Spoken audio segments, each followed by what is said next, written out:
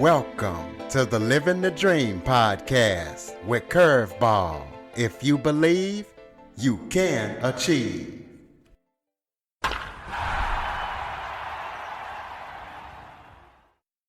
Welcome to the Living the Dream with Curveball podcast, a show where I interview guests that teach, motivate, and inspire. Today, I am joined by author and retired attorney, Rand Timmerman. Rand hiked the Appalachian Trail at the age of 72 with his younger brother, who is 71. He is a recovered alcoholic, and he wrote a book with 500 pictures. So we're going to be talking to Rand about his story and what it was like to hike that trail and everything that he's up to and going to be up to. So, Rand, thank you for joining me. Absolutely, Curtis. Thank you. Why don't you start off by telling everybody a little bit about yourself?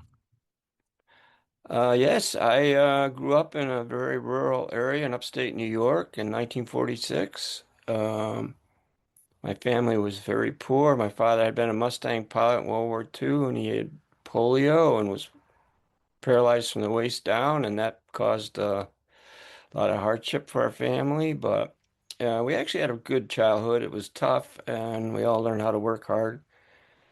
Um, I actually was the first person in my family to go to college to Oswego State for a little bit. My younger brother Ron, who hiked the trail with me, went off into the Army and went to Vietnam. And I followed him a few months later. I quit college and enlisted in the Marine Corps and ended up in Vietnam with the 1st Marine Division.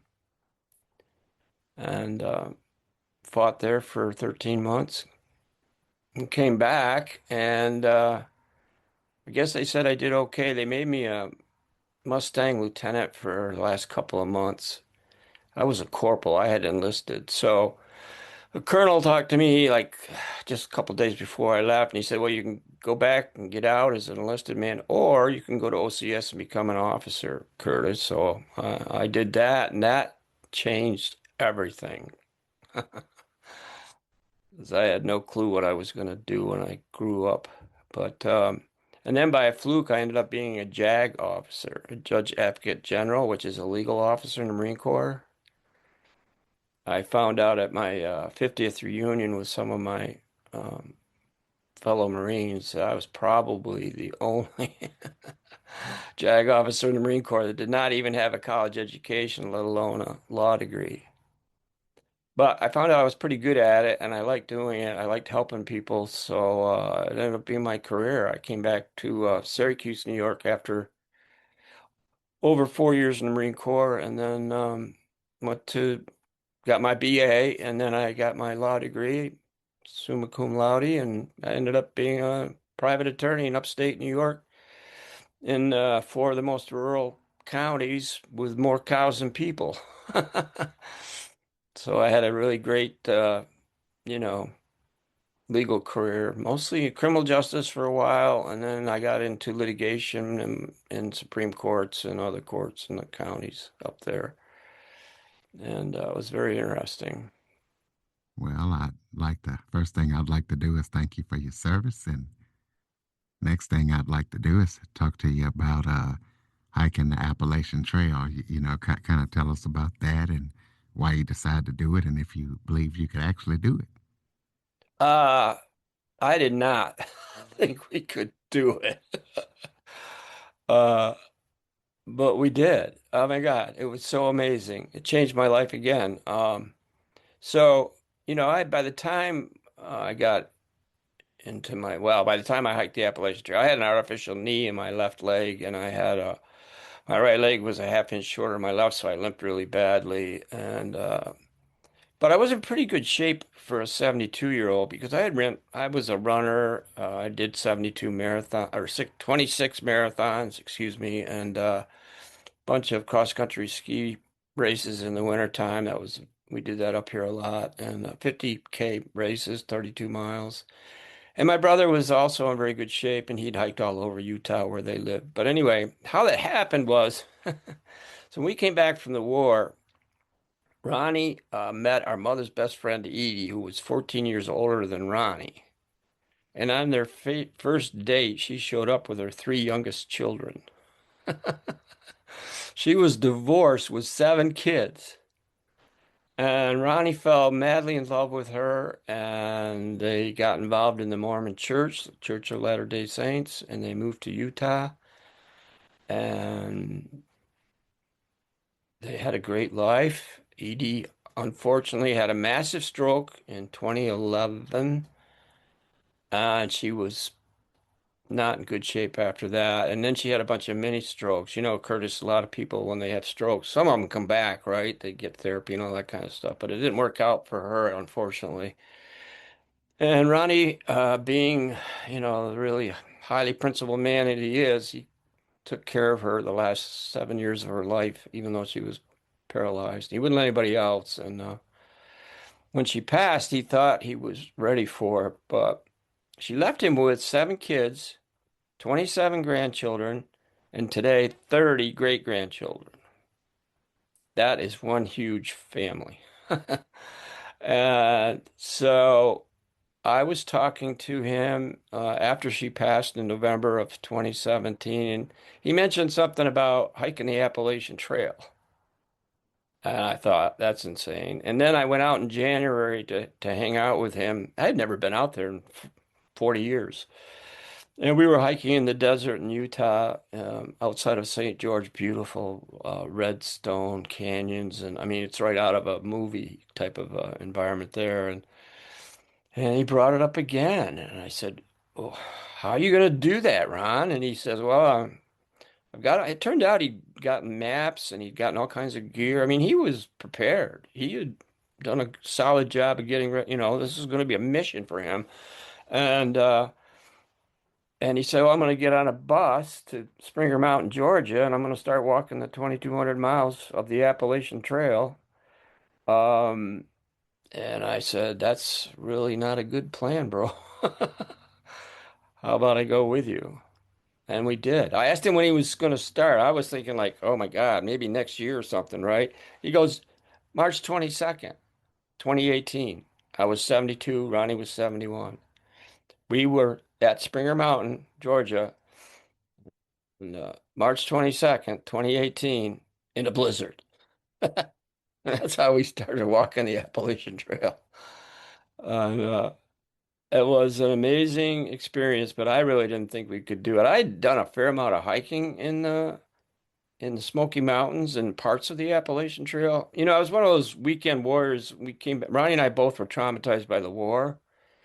We both saw a lot of action, and I suffered. We never talked about it or anything like that because that's what veterans don't, right? But I had horrific nightmares. I began to medicate myself a little bit with too much alcohol at times, try to put that stuff away, and I had that problem going for me, and but I had gotten sober 4 years before in 2014. I actually got sober, and when I wrote the book, it's called A Spiritual Passage about Ronnie and I hiking the Appalachian Trail. But it's called A Spiritual Passage because Ronnie was dealing with grief, and we both, you had some pretty amazing experiences on the trail. I did too, but I also, in the book, I realized that it might help a lot of people not only be inspired by what we did hiking the trail, but also how I recovered from alcoholism. And I did it with a 12-step program, and I had a sponsor. So I talked about how all that went down too. And, Ronnie was always a spiritual man. He was a bishop in the Mormon church. I never, after our childhood and everything, I didn't believe in a higher power. I didn't believe in God. I thought, right? But then when alcohol became my God, alcohol is spiritus, right? That's Latin for alcohol. It comes in a bottle. Well, I believed in a God, not the right one. And I couldn't stop at the end, so I needed a higher power.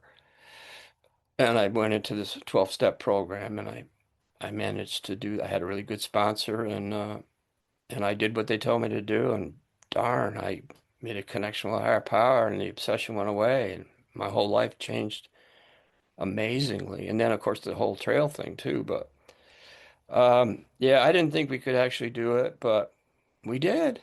We did. I didn't do the whole thing, Curtis. I got to be honest. I only did 1,863 miles. Well, That's good out of enough. 2,200. That's good enough. I fell down Wilcox Mountain in Massachusetts on a rock slide, and I should have died, but I didn't. My foot got caught between some rocks and saved my sorry butt. But we went off the trail for 30 days. I couldn't move after that. And then, but I didn't get any medical treatment and started walking again within a few days. And then Ronnie called me up after about a month, said, "You want to try to finish it?" And I said, "Yeah." And we went back. So I did another 300 miles after that. But problem was, and we got into the Whites. I went up past Washington Mountain, did Moosalak and Wolf Mountain. There's 600 mountains on the Appalachian Trail. It's 2,200 miles long. It goes through 14 states. It goes over 600 mountains. Like I said, 300 of them are named. Every state has a bear mountain, seems like. And there's 465,000 feet of elevation changes. That's a 500,000 feet of going up and down. I mean, I could tell you stories all day long, Curtis. It was just the most wonderful and difficult thing I ever did in my life. Well, tell us what was the best part of the hike? Being with my brother and having my mantra was I could do this one step at a time, right? The idea, we averaged 11 miles a day. The idea of guys in their 70s, I mean, people in their 20s and 30s, of hiking 11 miles a day with a pack in the mountains is extraordinarily difficult, almost unmanageable. And but that's what we did. We averaged 11 miles a day. We started at daybreak and usually get done about 3 or 4 o'clock in the afternoon. I fell every day. Um, I took 5,000 pictures. Ronnie took maybe 500. Ronnie was doing it a whole way different than I was, Curtis. He was like on a military. Were you in the service? No, I never been in. Okay. Well, in the service, you're trained to have a mission in mind, and then you figure out all the steps you have to take to do it, and then you kind of march, right? You do the deal. And so Ronnie was kind of that mindset. I was in a different space. Number one, I didn't think we could do it. I figured a couple of weeks and we'd probably bail. That did not happen. Um, but I was more of the line, I'm never going to step here again. Every time I take a step, I'm never going to step here again. And I would go around a corner and I go, "Oh my God, look at that." And I'd take a picture and some days I'd take four. I mean, the scenery, the things that we saw, the people, the animals, the bears, a lot of bears. Some of it was really scary. We both had some very strong spiritual experiences on the trail. We had some wonderful experiences with the people. We all had trail names. My trail name was Rambo. Ronnie gave me that trail name, and his was Attitude Indicator because he became a commercial pilot after his military service. And an attitude indicator is a instrument in an airplane that tells you what the airplane's position is relative to the horizon, if it's tilted or up or down. So, but he was using it more like he needed an attitude adjustment, right? And in order to overcome the grief of losing his wonderful wife. And he was not prepared for how hard that hit him. But he did have some amazing experiences on. There's a picture in the book, Curtis, of looks like a halo in a dark forest. I mean, when I say a halo, I mean vertical, like a huge bright light and like a circle in the middle of it. And it looks like there could be a person there, like it could be like it looks spiritual. It looks like it could be Jesus, it could be a Buddha, it could be it could be whatever you want it to be, right? But Ron was so, and he still agreed. This is Father's Day 2018, and he was thinking about eating. He was thinking about our dad, who's long gone, and then he just felt this connection with her. At first, he wanted to run away. It was so overpowering that he felt like maybe he was going to go to heaven or something, right? Or die. And but then I don't know, you just had this conversation with Edie saying, Ron, it's okay, you're doing the right thing. Dad's here with me. You're gonna come here someday, but right now we're good, and I just want you to know that.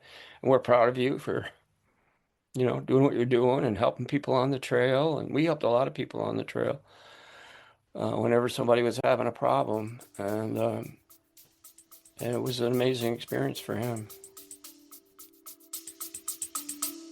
Let's take a quick break. In Kansas, blind vending operators are vanishing without a trace. No bodies, no witnesses, only silence. Detective Michael Miguel thought he had seen everything, but this case pulls him into something far darker. A web of institutional corruption so deep it was never meant to be uncovered. When vulnerable blind people disappear and bureaucracies close ranks, one question remains: who will fight for justice? As Miguel digs deeper, he uncovers a conspiracy reaching the highest levels of power, a system that exploits the very people it was designed to protect. The truth is buried in paperwork, hidden behind closed doors, guarded by those who have everything to lose. Some conspiracies hide in plain sight. This one hides in the dark. Iron Cane Media presents The Blind Conspiracy, written by Mikhail Battles Sr., available now on Amazon.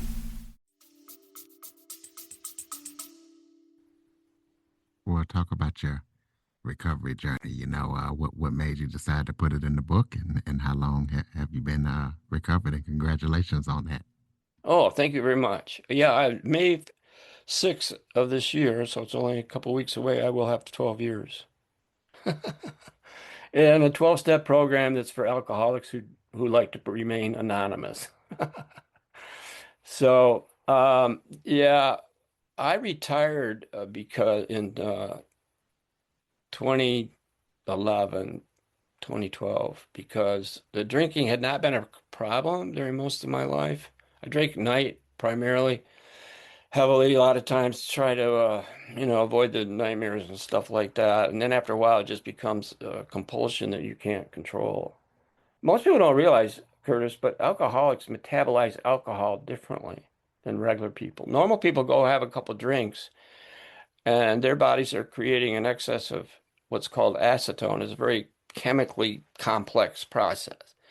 That gives them that, they're not alcoholics. It gives them that feeling of like being a little lightheaded and maybe a little bit nauseous, and they just stop, right? They don't overdrink.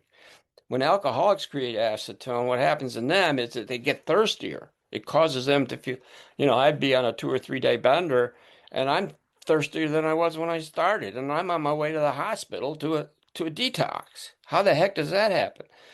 And for a long time, well, it didn't really start affecting me until my late 50s, early 60s. But when it started affecting me that way, I was just totally baffled. I thought there was something wrong with me morally, right? That I would, because I could do all these other amazing things in my whole life.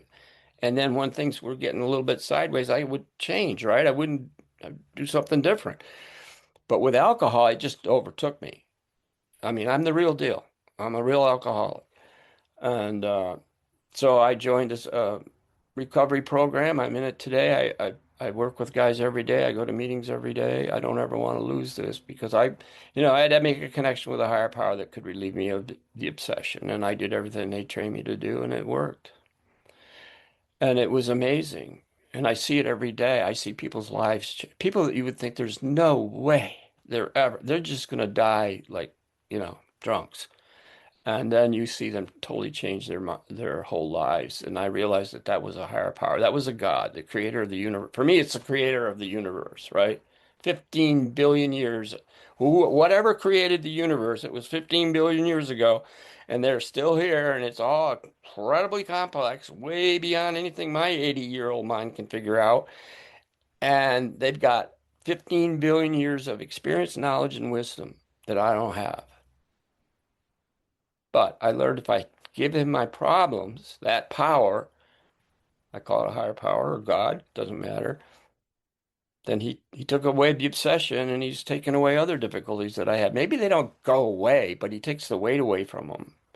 And I can do what I need to do. And mostly it's helping other people these days or writing books and doing all that kind of stuff. And I have a great life. I have joy in my life every day, and I still I have some problems. I have some medical stuff but and I still hike every day about 6, 7 miles. My brother does too. We're going to do another section of the AT, the Appalachian Trail, this fall. We've been doing section pretty much every year. They keep getting shorter.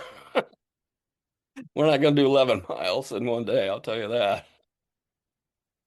But What it just changed my life. It changed Ronnie's life. It relieved him of the grief. He's moved on in his life, and with that huge family, he's doing service work every day, helping out somebody, you know what I mean? absolutely. Well, talk to the listeners about your book. You got what you got 5,000 pictures in that book? No, I got 500. 500.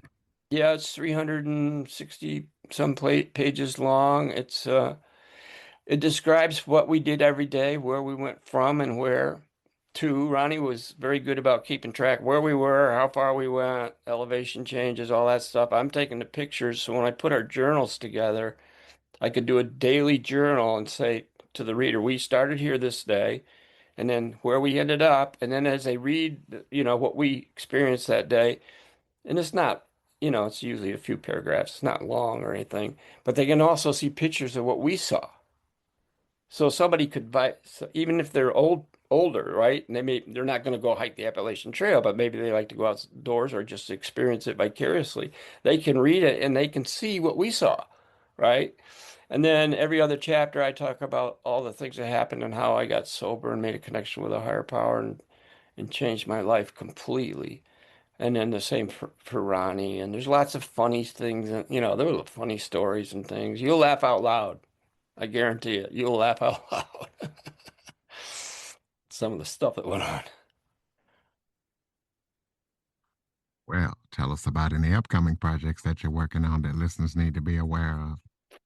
Oh, I'm still writing books. I pub a new one called The Syracuse Hitman versus the Shoe Repairman came out last Friday by Vandella Publishing, and so that book we're working on, getting that out there, and I'm working on another book, some things that I experienced as a lawyer. I'm writing every day, and I'm hopefully I can hang around another decade or so.